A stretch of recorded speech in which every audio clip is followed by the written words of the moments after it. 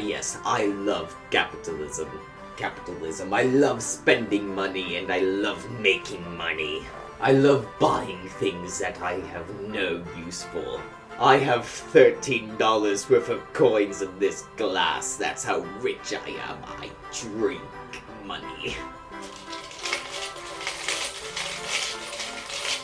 That's the sound of me being better than you.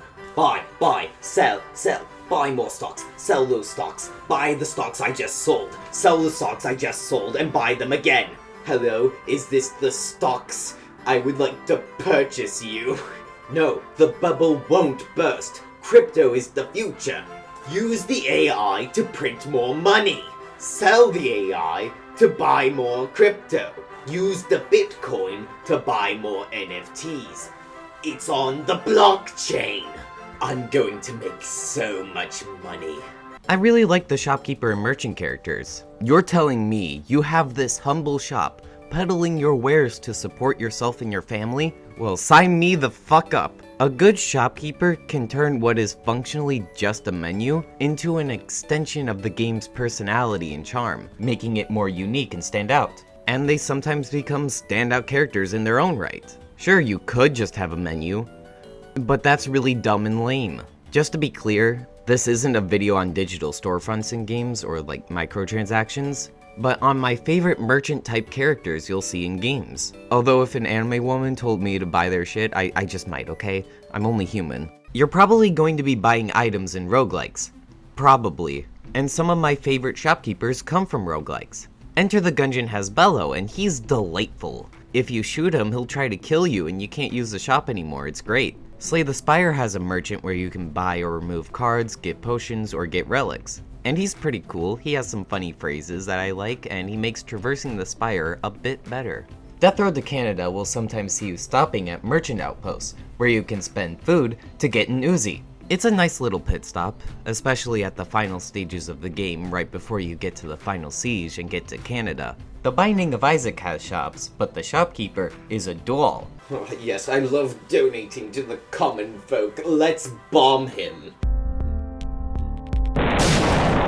What's cool is that you can donate to the shop and it will progressively get better. That's really cool, I like that. Hades has a lot of fun characters, but the true shopkeeper is Charon, Boatman of the Damned, who can sell you health or upgrades. It honestly works pretty well with Charon from Greek mythology, being that you have to pay him coin to travel the river Styx. Only here, when you give him coin, he goes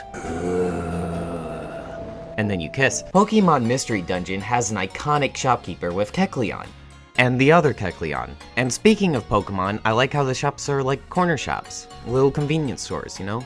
It's like on your way to do your shopping, you can pick up a couple of healing potions, and then you fight God. In Kefren Full Body, there's a sheep you encounter that sells you items, but later he dies. Oh, he's dead. That sucks for him.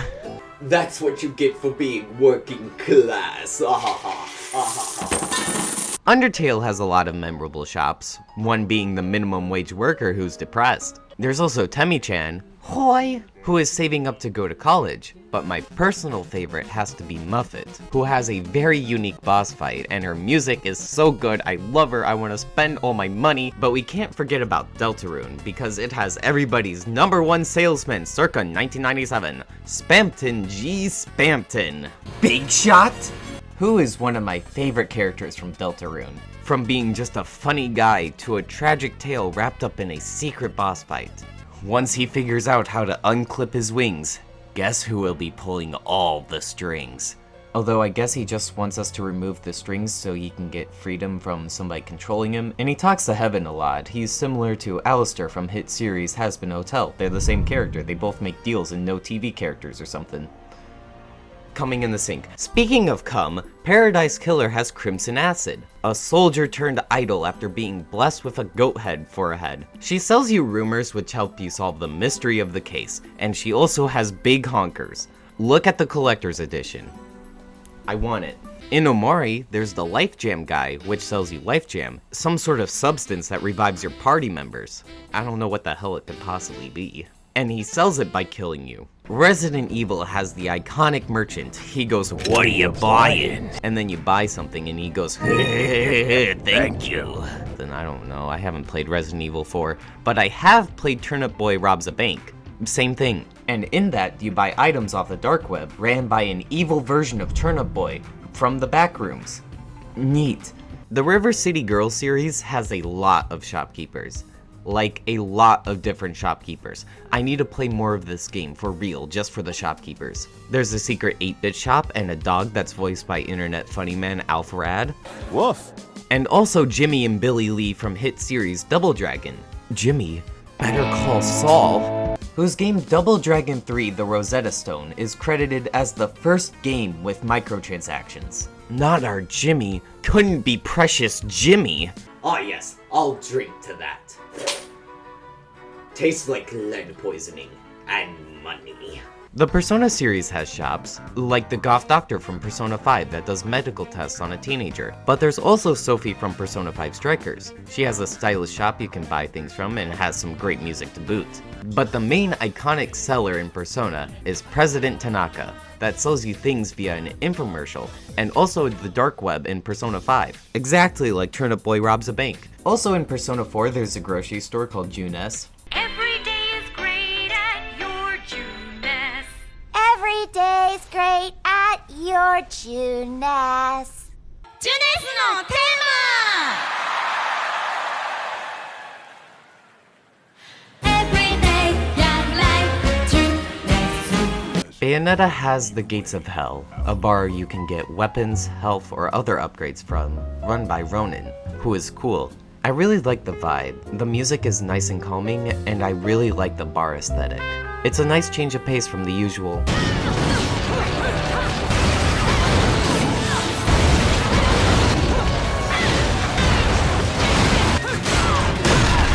Minecraft has villagers, I don't care about them. In the Slimesicle video, we spent 100 days in a hardcore Minecraft apocalypse. YouTuber JSlat plays a shopkeeper that is secretly a god and has control over space and time, and sells Charlie Slimesicle crack, and this is one of my favorite character concepts in all of fiction, and there is no place for me to talk about it, so I'm shoehorning it into this absolute mess of a video. The Zelda series has some iconic merchants, like that guy and that one, and also maybe this one, but arguably, the most iconic in modern day is Morshu from Link, The Faces of Evil. Lamp oil, rope, bombs. You want it?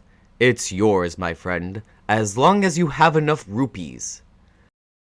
Sorry, Link, I can't give credit. Come back when you're a little, richer. One of my favorite merchants of all time has to be Anna from the Fire Emblem series.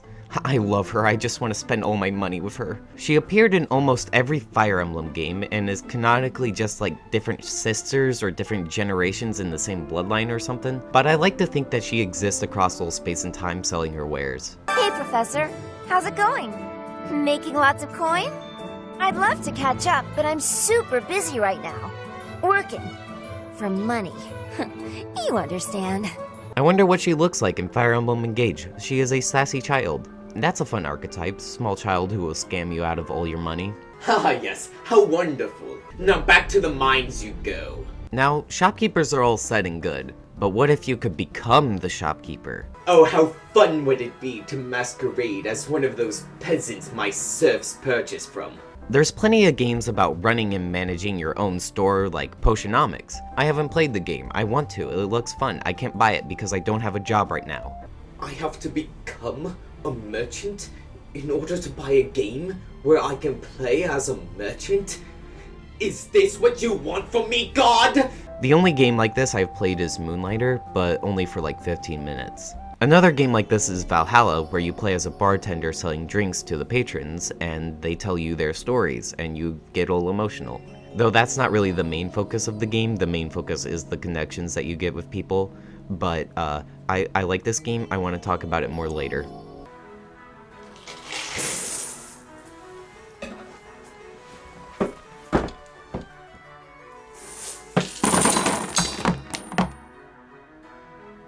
I got money on my mind.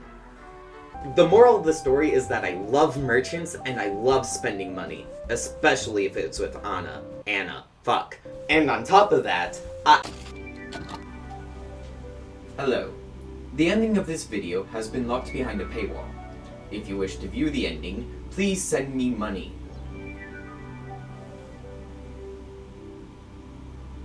Call this number and tell me your credit card information.